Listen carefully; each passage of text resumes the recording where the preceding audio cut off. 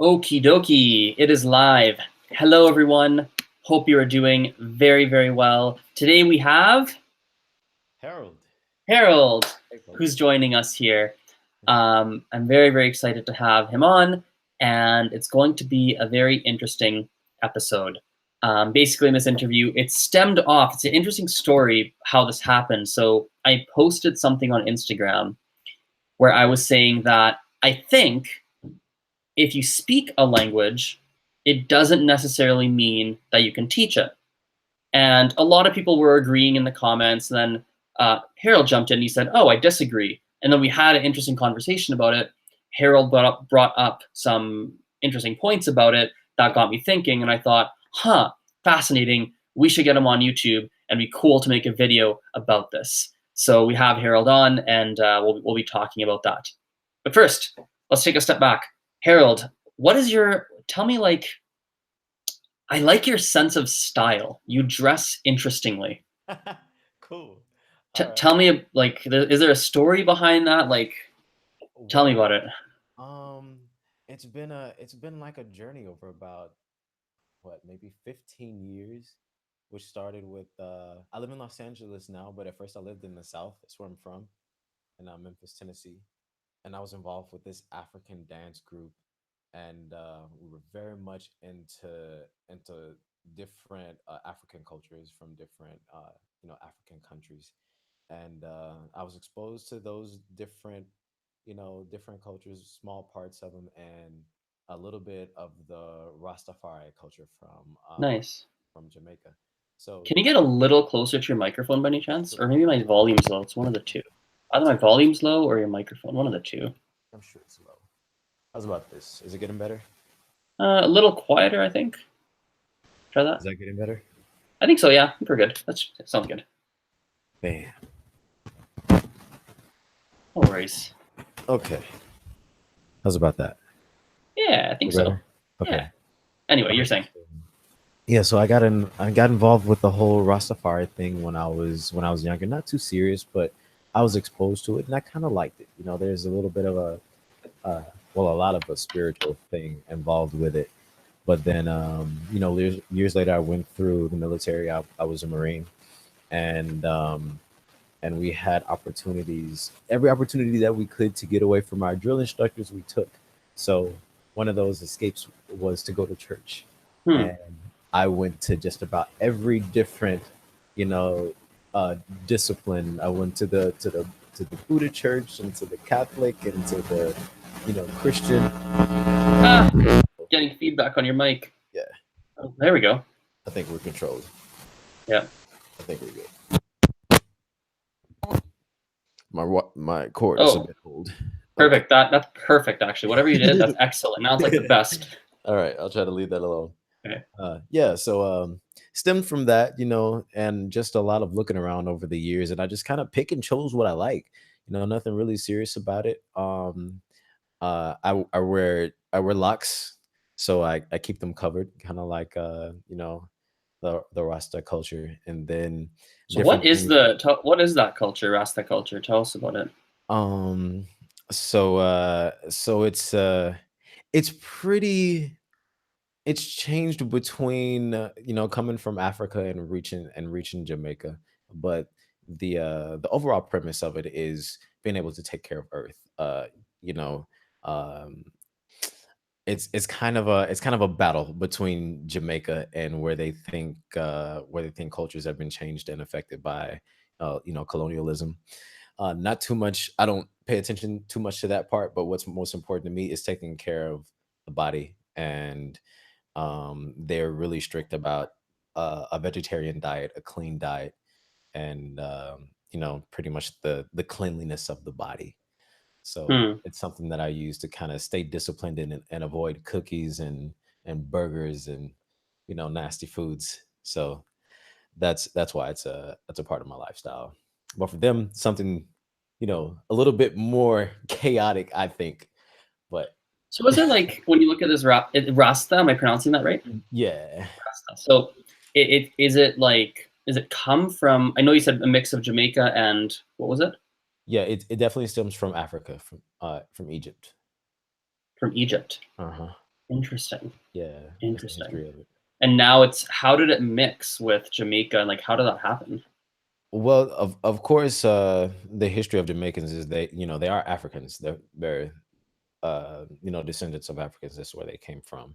Hmm. And the the most recent uh, history of the culture is they believe that an African emperor, Emperor Haile Selassie, is pretty much like the rebirth of Jesus Christ. They really believe that he's the reincarnation of Jesus Christ, and he was sent to kind of like save the people and bring them back home, save the save everyone of Black culture and bring them back to Africa. So that's the belief there. I haven't decided if that's something that I'll just cast all my faith in. I'm not sure, you know, but then I won't, I won't pick a side, but I just say it's a good story. It's motivating, and if anything about it is encouraging and positive, then I'm all for it. But as Hmm. far as the entire story, I won't just say yes, I believe that, and that's what I support. But And where are you from? Like where are you born? Where's your family from? What's like your if you were a comic book, like you're a comic book, what's like your story? What's your origin story? from Memphis, Tennessee. I Born lived and out there. raised? Yeah, yeah, I lived out there until I was 18, and moved here to Los Angeles when I was 18, and I lived in Chicago for about 3 years, from 2012 to 2015, and I came back out here to Los Angeles. So that's geographically that's my whole story. Do you like the whole LA vibe? Um, hmm. Yes and no. There are things about it that I don't like so much. I consider LA to be Hollywood. People who are from here don't. They don't see it that way. It's such a big city, so they only places like East LA or downtown. They only call that part LA, and the rest of it they call them by their community names. But Huh. Okay. yeah, it's really divided. But I think the whole city is LA. It's LA County. It's all LA. And then they're all Hollywood because of the things that are important to, the values out here are just Hollywood to me. In what sense? Like what does that mean that they're Hollywood? Like things that are trendy. What's important to people that is are things that are trendy, like the iPhone versus what is it, Droid battle. That's tough here. you know, What? it's even stronger here. That's the kind of things they care about. You know, is like I hadn't heard about, or I don't frequent places like Jamba Juice. And if you make friends out here, you make a group of friends, and it's like, what? You don't go to Jamba Juice? How weird are you? It's like, what's important to you then if you don't go to Jamba Juice? You know. Sorry. That's my phone. There we go. But yeah, I just think the values out here are just really focused on things that aren't so important. It's a really materialistic Hmm. city. And is that I guess is that generalizing? Is that like everyone? Is that stereotyping? Like I think we could look at this, right? Like if we look at, for example, I don't know, if we look at on the negative end of the spectrum, we could look at something like, Muslims, for example. Mhm. Some people would quote unquote stereotype or generalize and say, oh, they're violent, they're this, they're that because of negative media. And I'm Mhm. obviously pulling an extreme example. Let's take a less extreme example, actually. Let's take something like French people. There's a stereotype of, oh, French people are so romantic, for example. Mhm. Okay. Which is probably true to some respect, but it's Mhm. definitely a wide sweeping stereotype. Yeah. Do you find like with LA it's like a wide sweeping stereotype which is not actually fully true, or is that actually in your experience anyway, or is it actually something where you go, well, the people I've met are majority usually more superficial, more into the as you said the iPhone versus Mhm. Android, Hollywood out, Yeah, well, I usually just kind of go by my first thought.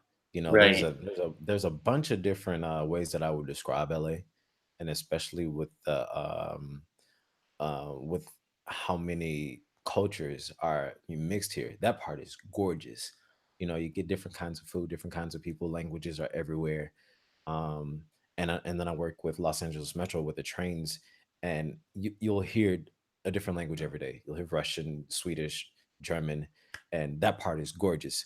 But the first thing that I ever think about, and the first thing that I had to realize about this city is it's the home of Hollywood. Hmm. So this is where this place I think was supposed to be for rich people, Hollywood stars, and that sort of scene has never left because it's kind of taken over the whole city where everywhere you go, maybe for rich people it's common for them to get their car valeted everywhere they go, but since this is the home of Hollywood, every place, even people like me that are just, on the lower spectrum of the middle class, we're expected to, valet our cars and come into the restaurant, have our coats hung up. But it's to me that's Hollywood culture and not so much, like a blue collar, society, type Hmm. place. So that's why Totally. I see it that way. It's like the Interesting. whole city is more adopted to a culture that caters to rich people Hmm. and those that are Hollywood. Totally. Well, let's change gears a bit. You mentioned languages, and this is obviously a language show, and here we are talking about LA and different things, which is Mhm. obviously fine, but let's go in a language direction. That's dope. You said you hear multiple languages in LA. Like, what are, from your experience anyway, what are some of the common languages you hear or come across in LA? Well, Brazilian Jiu-Jitsu grows a lot in the city, and that's one thing that I'm involved in.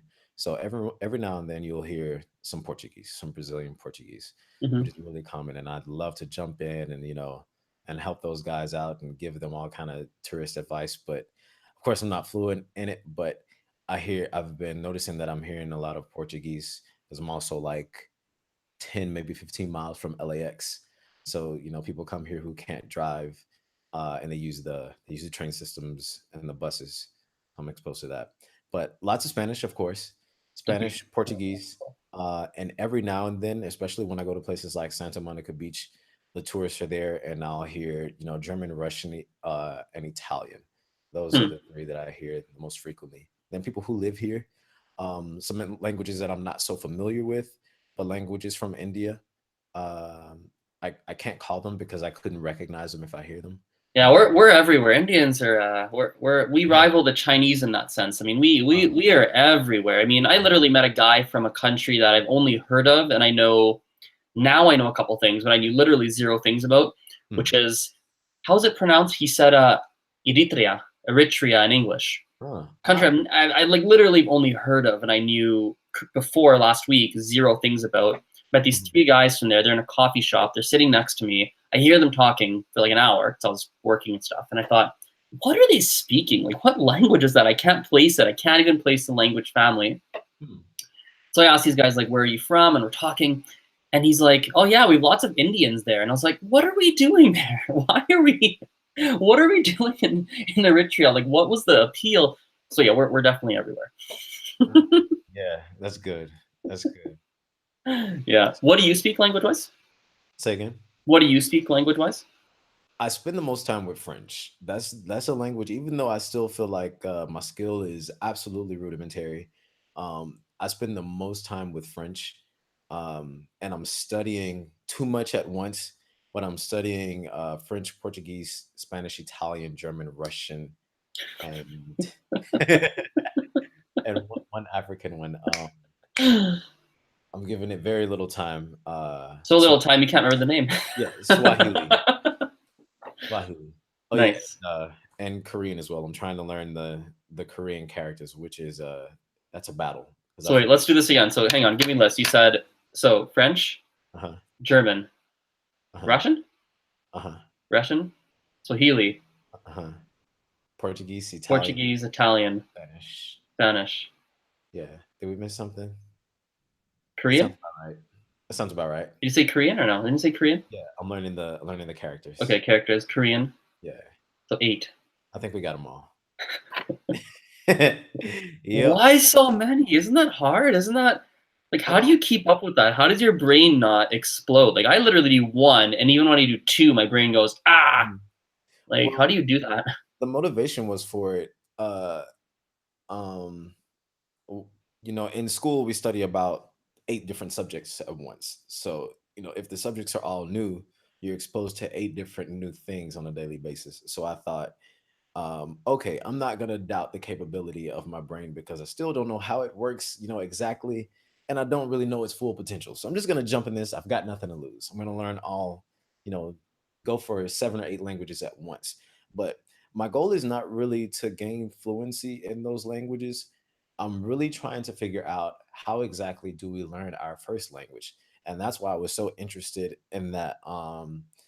And that I have been watching you on Instagram, but that particular conversation I was the most interested in is because I've been trying to figure out for the longest how do we learn our first language, and that's why I've been studying so many at once because when I go into something that's new, I get a fresh start. So I can't really figure this out with French anymore because I've been exposed to it for like 8 years.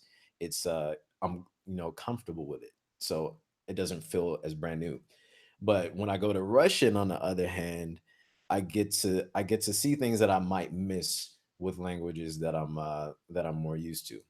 So, for example, I was looking at a lot of. I sent you like I flooded you with like 12 to 15 things. Yeah, I saw that. I was very confused. I thought, what is happening? I think I Right. misworded my question.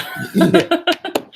So I wanted you to see some of the things that I have been looking at, and I've been theorizing the most important thing that we probably miss, especially as adults in the language learning process, is the smallest unit of learning the language, and that's getting the most comfort with the language phonetically.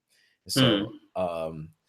so what I had been looking at is I was like, okay, well, at what age does a person get really comfortable with language? At what age, as a child or a toddler, when are they really understanding the parents? When are the parents understanding, when are they really understanding the children? When are they conveying thoughts with words? And so I tried to look in between the ages of about 2 and 5. Around 5, they're talking, basic sentences, kind of like the way that a new language learner does. Hmm. But the difference is there are two things that I kind of noticed. They begin to develop the accent between age 1 and 3. They're developing the accent that their parents are teaching them. So even if their parents are not, if they don't have a good grasp of the grammar of their language, they have the accent. So if I were to try to convince you that I were from India or I grew up there and I tried to put on an Indian accent either in that language or in English, it's like even if you don't speak the language, you can tell if it's authentic or not. And it's Sure. like what I was wondering is, well, how do we know? I don't know what it sounds like. I don't know what the language sounds like. But if someone tried to pretend it, I could tell it's like, nah, nah, you're Hmm. from Nevada. No, no, you're from Wisconsin. It's like you're missing something. I can feel, it's like, well, what is that part? What is it that's happening in our brain that I can tell if this guy's really from Jamaica? And then I started to study, okay, let me listen to people that speak English. And then I realized, wait, I'm listening to people from Jamaica because of the Rasta studies. I can't understand what they're saying. It's like I know Hmm. they're speaking English. I'm looking at the subtitles and it's English, but I can't understand a word. And then I look at maybe people that are Scouse or something. They're what are some of those other places over there? England, they're speaking English, but some of the words I might miss, and I have to think about it for a beat. And it's almost like the words come with a different, like the way that a key is cut. You know, it's like if your expectations of what you're taking in and hearing don't match the same, marks of that key, you're gonna miss it. So you can't get to step 3 if you don't catch step 1. So Sure. so I think that's kind of like the first place that we're all missing is that step 1, and that's the The um sounds. yeah, how it sounds, the authentic sounds. And I Yep. was gonna make the second point. I gotta take a minute to think about Well, what it let's was. circle back to your second one. I want to make sure we have time to jump into kind of the main purpose Yeah. of this call, basically this interview, Okay. which was our whole Instagram chat, right? Yeah. So for people who hadn't seen it, which is probably most people watching this, Harold and I were talking on Instagram in our comments, in my comments, and I'd said that if you can speak a language very well, it does not necessarily mean that you can teach the language very well.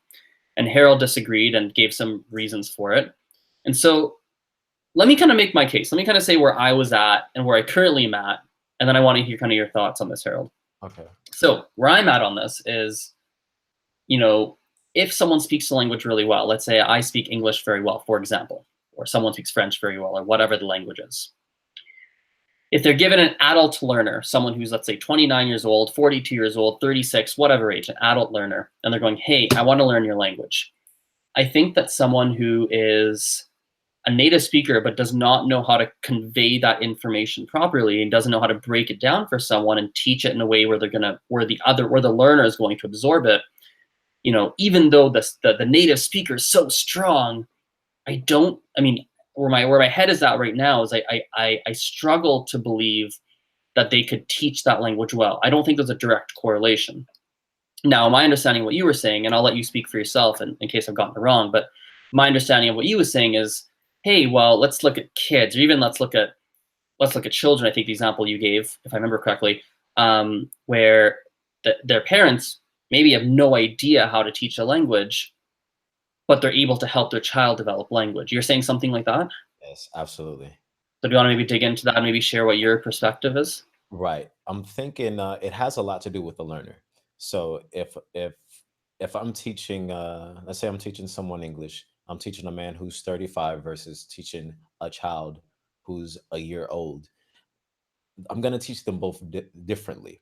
The 35-year-old man wants to be able to convey his thoughts in English the same way. Let's say if they're both French, he wants to convey his thoughts the same way he can, as eloquently as he can in French. But so he wants to skip to level 15 before mastering level 1.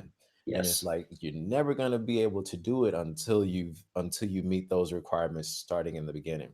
So I think the first thing that we miss is uh, when we teach babies, by default we start really slow. We teach them vowels, baba, papa, really slow. And it just, and like, could you imagine teaching an adult that way, teaching them words and vowel sounds in English at that rate of speed? And that's their, when you teach a baby, baba is a sound that you might teach them, and that's a week's lesson, a whole week. That's all the baby gets is you hold up a bottle and baba, baba, yeah, that kind of feedback. And are you saying that with an adult we should be doing that, or what's your perspective? Probably because it's showing effective with kids, but we're not going to do that with adults because it makes them feel dumb. So they want, no, teach me how to say, where is the restroom and is there any nitroglycerin in this plane? They want to jump to advanced things without taking that process, because maybe the baby feels the same way. They don't have any words to express what they're thinking, and we'll never know. Yeah, and it's interesting. I mean, I'm thinking about it. I'm wondering if adults do want advanced things right up front. I find that many of them actually don't. Huh. Like, I mean, in comparison to a baby, yes, it would be advanced. For example, an adult would probably immediately want to know how to say something like, my name is Azren, which we look at a baby, for example, that's very complex for a baby. My name is Azren. The concept of a name for a baby, I think, would be difficult, at least as a newborn. They probably fully, I mean, I don't know enough about the brain and children's brain, but my assumption is that as a newborn baby, a baby does not know that their name is Ralph or Jack or Sally or whatever, right? So I guess in that respect, maybe you make a good point. But I think I like what you're saying. I think what's interesting is babies get a lot of input and children get a lot of input, like a lot of input, like infinite input. Yeah, like it's all they're getting. They're sitting there listening, and it's very, it's and again, like you're saying, they're speaking slowly. Like, oh, do you want, like, papa, mama, like bottle or food, or not even food. They'll say like, we'll say mum in Gujarati, we'll say mum, right? Do you want mum, right? We have different simplified words for different objects that are easier for children to say, and yeah, like I think there's a valid point around if you had an adult and you gave them that similar amount of input, you give them a similar amount of time, they did dedicate their life that way. Like I wonder if, maybe teaching ability is less important if you have a native speaker, stick them with the dude, and you go, hey, native speaker, you have this guy for 24/7. And you cannot, like I feel like this is a different scenario. You know what I'm saying? I'm not sure if I'm articulating clearly, but yeah. I think the way that we kind of escape from it, the difference, the the second part of the story, the difference between an infant learner and a fully grown adult, is we have something to fall back on. So if I can't tell you, if I were living with you and I weren't speaking your language, I have my language to fall back on to communicate what what I want. And I could try to, mime out what I want using this language, and I'm not thinking in your language. Whatever you taught me, I'm not going to go to bed thinking in that, because that's not my, it's not my mother tongue. So Hmm. if I spend 6 hours in a day learning French, and a teacher, she's excellent, the best in the world, and she's teaching me everything that I need to know in French, how to get through the subways. When I go home and I lay down at night, everything that I think about, I'm going to recap the day in English. So Hmm. that's where I think that's where we all lose everything, is if you're not thinking about everything that you do and thinking about the day in the language that you learned, if you're not thinking with those vowel sounds, the voice that you have in your head, if that voice in your head doesn't have a French accent, the lessons in the day they're gonna kind of vanish. Hmm. So I realized today, before I gave you the phone call, I haven't had a thought in French in about 2 or 3 days, but I'm absolutely sure I can't go 2 minutes without thinking in English, which Hmm. is not even, I couldn't do it if I concentrated on it. But here I am. I study 6 to 7 languages, and I have a pretty good vocabulary. I know about 5,000 words in French, but I can go a whole week and not think in French for a second. Hmm. Not possible for me to do in English. Right. Yeah. So I guess going back to it, I mean, Hmm. so I guess an adult is very different than a child. Obviously, brain development, which I'm not an expert on, so let's not dig into that because I'm not an expert on brain development or anything like that. But um, I think one thing that's definitely true is that adults, they have a life. They have different things that are going on. Absolutely. And children obviously have things going on, but it is way more, especially as a baby before they go to school, they're with mom and dad all the time, or mom or dad all the time, and maybe other family members, things like that. Like they're really with them. It's like an intensive course. If it's kind of like an intensive course where you can't escape. And like you said, they don't have another language to fall back on. They have no language essentially, and they're acquiring a language. Mm. So so for you, with that being considered,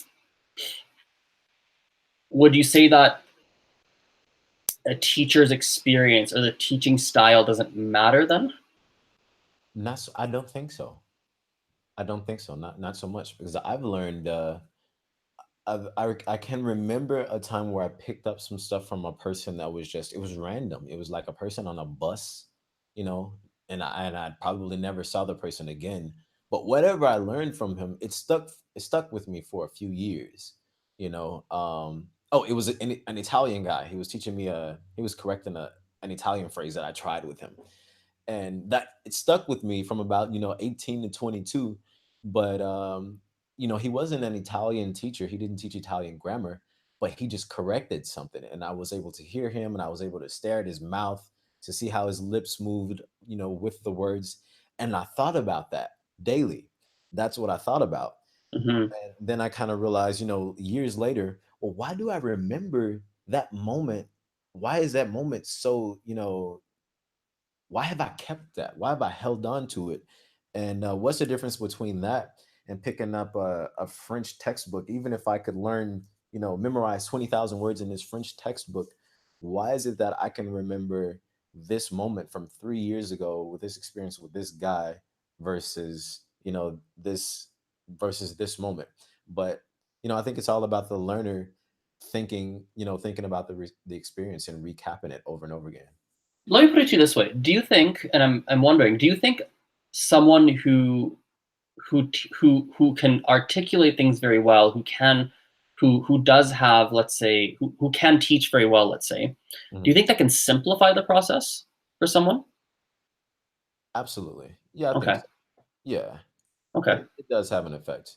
But I So I think, think then we're probably on the same page. mhm, yeah. Because like I'm thinking, because you're talking and like it's funny my mindset coming into this whole talk, because I don't really know what to expect. So I was thinking, like, I think I have an opinion, but I understand that it's not. I understand there's probably a lot of variation. It's not something I spent enough time to think about to really have like a concrete thought on. But I think we're probably on the same page, because I've had teachers who are not great.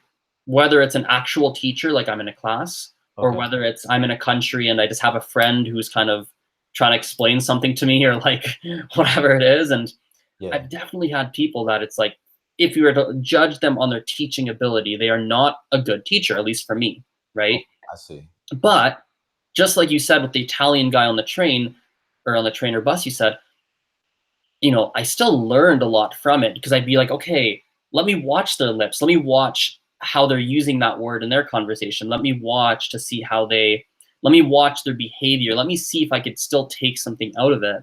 Hmm. And I'm still able to learn a lot. On the flip side, I know I personally had really solid teachers, whether it's a real teacher or someone, again, that's just a friend or someone that's helping me out that can explain things clearly. And I find I'm able to learn a lot more. I'm able to learn a lot more with them in a shorter period of time, because they had that good teaching ability. Hmm.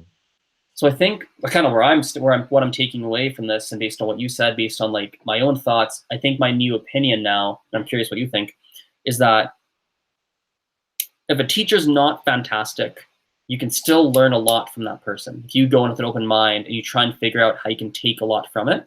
Hmm. But I think if the teacher's good, you'll take a lot more from the same amount of effort, if that makes sense.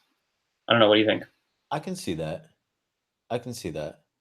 Um, my next thought would be then it kind of depends on, what kind of learner the student is too. Is the teacher uh kind of paying attention to when she says something, let's say it's a group setting, and is she paying attention to the five students that message didn't catch? Everyone else gets it and they're like, oh, the light bulbs come on, but she's got five students that didn't catch the type of, the way that she sent the message. Maybe she's got some kinesthetic learners and some visual learners, and some Mm-hmm. with an odd mix, of the three. But I still would put more weight on the learner. The learner would have to know, how do they learn? How do I learn? Do I need someone to give me, hand movements for me to understand? Do I need, what do you call it, where you kind of compare and contrast the situation? And some people understand in really weird ways, but I think Mm-hmm. when a teacher knows how to convey a point and in different ways like that, then that's when they can reach different people. Because I've got one now. Like I'm actually taking a French course in college, and I absolutely hate it because she gives us pages of just vocabulary, and I'm like, it's not interesting to me. The way that you're gonna get me to learn is if I like it and I think about it later. I'm not gonna think about Mm, the word list that you gave me. I don't want to do that. I've got several books and I can create word lists all day. But if you don't give me something intriguing, I won't be interested and I'm not gonna think about it later. right. Yeah. Interesting. Yeah. Yeah, and I think it brings up an interesting point too around self-awareness. Mhm. Like you were saying, how if you know how you learn, and you know that, oh, I need this, I don't need that, this works, this doesn't, the learner can take a lot of responsibility for their learning, which I think is absolutely true. Mhm. I think one thing that goes into good teaching is if a teacher is working with someone who doesn't have that self-awareness, whether because they're not a self-aware person, Mhm. or probably more common, um, the learner doesn't know enough about their language learning style because they haven't done much of it. It would be like if you asked me something like, I think a good example is dance. Like I'm not great at dance in general. If I Okay. were to go take a dance class, I have zero self-awareness of how I learn, what works for me, what doesn't work for me. I literally know I'm not self-aware at all with that. Mhm. And if I had to figure out how to learn from a teacher who was not good, and watch their movements, and watch different things, catch on nuances that maybe they didn't tell me, but I still caught on, the same way you caught on. You're watching the Italian guy's lips on the train and you were catching things, right? I don't know if I'd be able to do that in dance. Maybe I could, maybe. But I question myself if I could. And I would want a teacher, if I was trying to learn a dance, I Right. would want a teacher who had the ability to analyze me, to figure out, Azren's really uncoordinated. Probably means, based on my experience, this strategy is going to work. And she gives me a good strategy, and I go, oh, that's working for me. Wow, I'm learning. Cool. Whoa, holy moly. Uh, Like, I think for that, I would need someone who really has that ability to break things down. for language, I'm not as picky because I like you were saying, I can pick up on unconscious cues. I can deal a little bit more. I have more experience with it. But Yeah. like I don't know, like what do you think? I can see that. I can agree with that. If you're going to be a teacher, which is something that I wouldn't do, as much time as I've spent with languages, I wouldn't exactly, be a teacher formally. If I were to ever do it, it would be to experiment and figure something out. But Hmm. I think they have to have the responsibility of knowing how to recognize when their method is not working and adjust it based on the student. um, and Right. then to touch back on the foundation of the conversation, can someone teach, uh, if they're, does it mean that they can teach if they're really good at the language or not? I was kind of thinking about, how, by default, this is how we teach a baby. And it's like, we all do it. We all know how to do that. But the difference is, the difference in a good teacher and a bad teacher at that point will be the age range. It's going to be the learner. So they're the deciding factor at that point. So like I can teach a baby, Baba, but an adult doesn't want that speed. An adult wants to know, no, I need to know, I'm going to, I'm going to Paris tomorrow. I need to know how to say, where is this train? How can I catch the bus? But to compare that to the example that you gave with dancing, I took a salsa class when I was in Chicago, about 5 years ago. And the instructor's really good. He's been doing salsa for like 20 years and he knows how to teach. He can spot when a person's stuck and help them out. But there was one student, he just was not getting it. And the instructor was kind of getting frustrated because he couldn't figure out what was missing. And I kind of realized, okay, this guy, he's not catching this salsa turn, because he's not catching the timing because the guy can't count. He's not Hmm. counting the steps. There's a 1, 2, 3, 5, 6, 7. He wasn't getting that. So the rest of us, we've got some kind of history with counting rhythm, and I do with music, that part was easy. So it didn't take 5 seconds, but he didn't have that part. So he probably had to spend a week with counting. And that's the thing that, as an adult, when we see the folks around us, moving quickly, we want to skip to that, but not spend the time on the rudimentary stuff.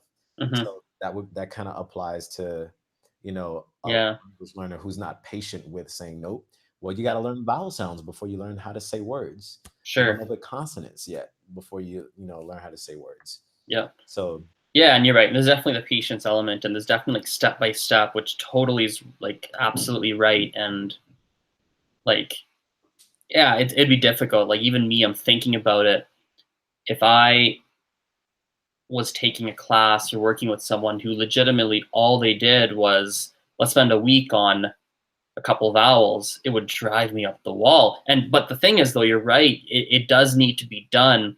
I think the question is, does it the question becomes based on the learners, whether it's a one-on-one or group or however it is, based on the learners, does it need to be done in class with the teacher, or can a concept be taught and then the person practices on their own time? I think the time needs to be put in, but when the time is put in, mm, can start to become flexible. So, for example, the counting guy you mentioned, if he's going to go and practice that on his own, and he's going to go watch YouTube videos, and he's going to go in his house and practice counting, and he's going to learn how to not have that, not tone deaf, but whatever that's called, rhythm deaf or whatever that's called, to lose that.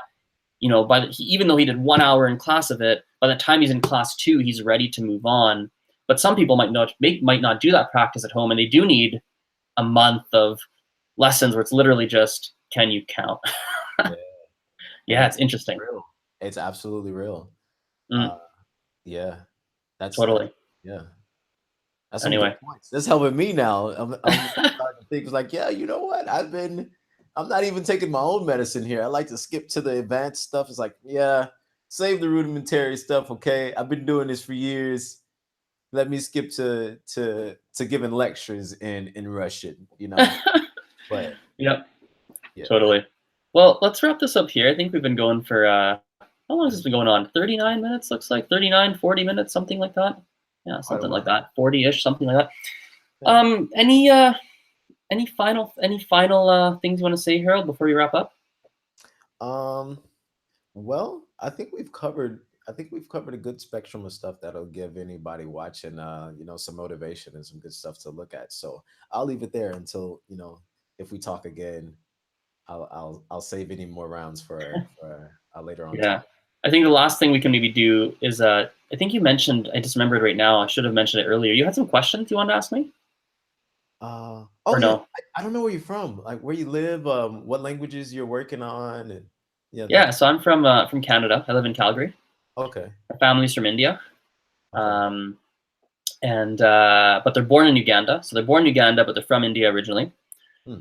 And I speak English, French, and Spanish very fluently. I speak Gujarati, which is my mother tongue, decently well.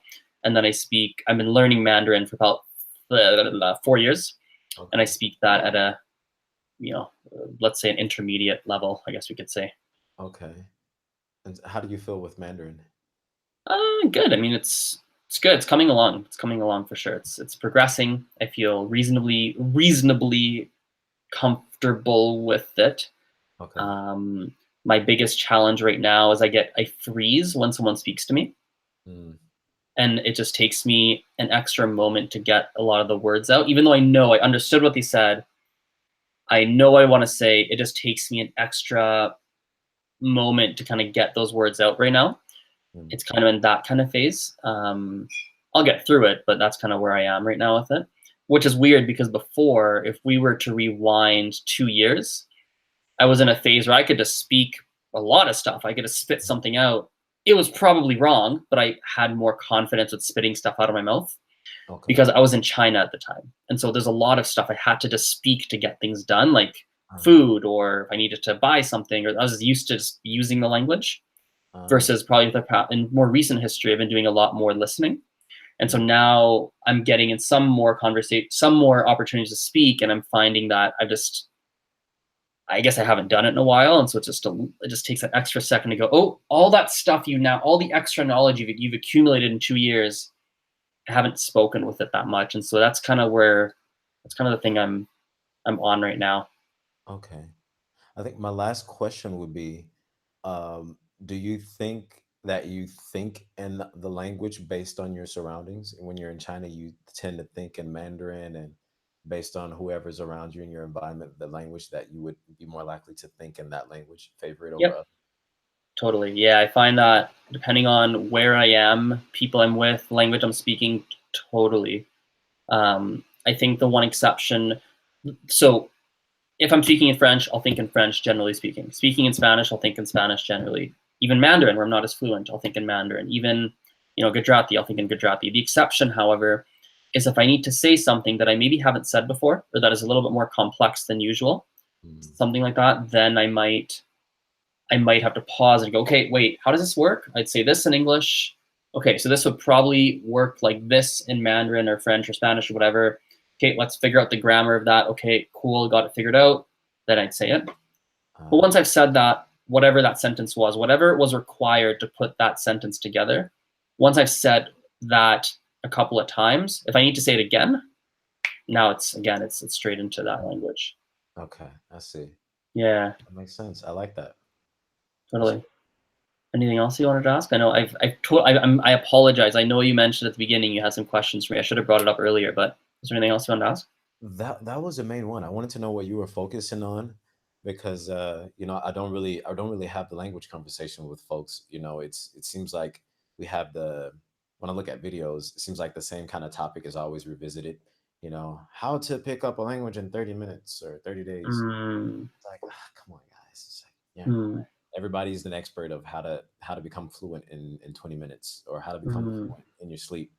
But I think you gave me the feedback that I was looking for, and that's spending time with thinking, you know, thinking in the language, which I've realized is hard. It's hard to remember to do it.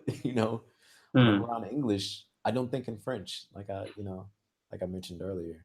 But I'm motivated now. I'm gonna check out some Yeah. more of your. I want to check out some more of your videos and check out some of the stuff that you're doing up there, and I'm just really interested in your teaching and your classes and see how those go. Yeah. They're as in like how I teach, you mean? Yeah, yeah, and like Yeah. some of the feedback that you get from the students, and kind of applying our conversation to what the classroom setting looks like? Yeah, I think for me, so a couple things. I normally work with small groups, maximum 4 people or one-on-one. More groups, but some one-on-one as well. Mm-hmm. So that is a really important thing to understand. Because I think usually when people hear teacher, they picture big class, Mm-hmm. but they picture a classroom. And although I will use a quote unquote classroom, it's not in a school, but it's a room with chairs and a table. So I guess it becomes a classroom. It is a small group. And so that's probably one of the biggest factors for my teaching is that it's a lot easier for me to focus on individual student needs than it would be for a traditional classroom teacher. Right. Not because I'm special and not because I'm amazing or anything like that, just by design of how I teach, just by design of there's only 2, 3, 4 people in the room. Okay. So that's definitely one. It's very easy. It's easier rather to focus on student needs. When I teach, it's usually the default will be an approach that is more speaking and listening based, Mm-hmm. supported by reading and writing. So, Okay. for example, if we're learning, for example, I don't know, let's say it's like we're learning just basic conversation, basic phrases like bonjour, salut, like hello, goodbye, just simple things. I'll first teach it. Say, hey, here's how you say hello. I'll write it down so they can see it. At this point, we've already done the phonetics. I always do the sounds first, and they must be able to do them adequately well before we move on to words and phrases, things like that. Then once we start going into the words, I'll write them down. They'll obviously write them down too. But then we'll do activities that make them use it with me, that make me use it with them, so they're hearing it a lot, and then make them respond to me to get them used to speaking it. And their homework will more often than not, depends on the group and what we're working on, but more often than not, it's writing based. Okay. So the writing they practice at home, they bring it, we correct their writing, so like they get the right written feedback. Okay. In class, we will do more speaking, listening. And then as they get more advanced, we'll incorporate some reading as well. So for example, we might do, depends on how much time I have with them, but if I can, in an ideal world, I see someone a minimum of 2 days a week, 2 hours each time. That's kind of I like that. It's not always possible, but that's ideal. Then what I can do is we can really have time to correct the writing. We have time to do reading together and reading comprehension to learn through reading. We have time to do fun games and activities that are more spontaneous and conversational. We have time to do, kind of all 4 pillars of language: reading, writing, speaking, listening. Not always possible because sometimes people only are busy and they can only see me 1 hour a week. And then we have to kind of pick our battles. Oh, wow. But yeah, anything else on teaching that's important? Trying to think anything else. There's one more thing that came to mind. I don't remember what it was. What was it? I don't remember. There was something else, but it's escaping me right now. But Okay. All right. so Well, I think if on that note, if we have another video conference, I think a good subject, the question would be, does a bilingual teacher or does a polyglot teacher do better than a bilingual teacher? a polyglot better than bilingual Yeah. or monolingual? Like where are you? Because no. polyglot bilingual is an interesting conversation. Monolingual and bilingual, or monolingual and multilingual, I think that's a very easy. I don't think there's too much of a debate there. I think. So you think easily the polyglot teachers would do better? Generally, if they know how to teach, then yeah. I mean, I think they have. Yes, I would think generally, not everybody, but unless if you disagree, then we can save it for another video. But I mean, if you agree, then it's pretty. It'll be 2 people preaching to the choir. Yeah, I thought about it, but I'm like, of course I would cast my vote on the polyglot first, but I want to look around first to see, are there any bilingual teachers that are doing like way better than polyglot teachers at teaching a new language? Oh, there are. I've met them. Like I met a lady, a Chinese teacher, had a Mandarin teacher who like her English is not good. Like it was bad. She spoke Mandarin and that was it. Like she didn't speak anything. But she was tremendous. She was phenomenal. She would teach people like who spoke no Mandarin, and she would teach the Mandarin not knowing like barely any English. It was fascinating how she would do it. She'd be like, you'd feel like a baby, but it actually was really good. So she'd be like, I spoke some Mandarin when I took lessons with her. But I asked her how she did it because I knew she had beginner students. She'd be like, "Oh, I'll hold up." She'll be like, you know, whatever, like what's something around me.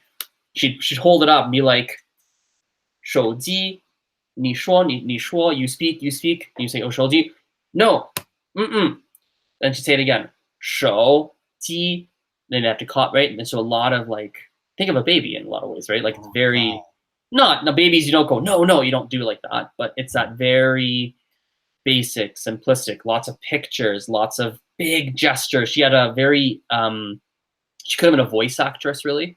Like when we would do, she had this textbook she's using with me, and there'd be like dialogues, and she would imitate the different voices. She'd be like, if it's a man speaking, she'd had a very realistic manly voice. If it's a woman speaking, she would have this female voice. And she would change her voices to help me get used to different sounds. Oh, she was incredible. She was, and she could hit any need. She could adjust on the fly. She want to do conversation lesson, done. She'll do it. She'd be an expert at, if a new word came up, she'd be an expert at having a natural conversation that continuously used that word. And it's like, how are you doing that? It was impressive. Want to do writing? Done. Do it. Reading? Oh, she was great. She was fantastic. One of the best teachers I've ever seen, at least on a small one-on-one or small group setting anyway. Okay. But I didn't expect that. That's good. I expected the total opposite, but I'm gonna look now. I'm gonna look around. I find that really interesting. I think if I were in that setting, God, I would. It's like that's exactly what I was saying that a learner needs. But if I were learning Mandarin at that rate, and then I have to be corrected at every attempt is wrong because I know it's gonna be wrong because I can't understand any of it. I'd be so frustrated. I'd be done with it. I'd be so frustrated. Yeah. I find that really interesting. That's good. Totally. Well, let's totally wrap up because I'm running late on something. I gotta go. This is a lot of fun, so I want a little extra. Let's wrap this up. Everyone, thanks for watching. Harold, thank you for being here. As per usual, Harold's links are in the description below, as per normal, as per usual. I see a lot of you just jumped on now, so bad timing for the ones who jumped on now. Just rewind and watch from the beginning. See you guys. Take care. Thank you.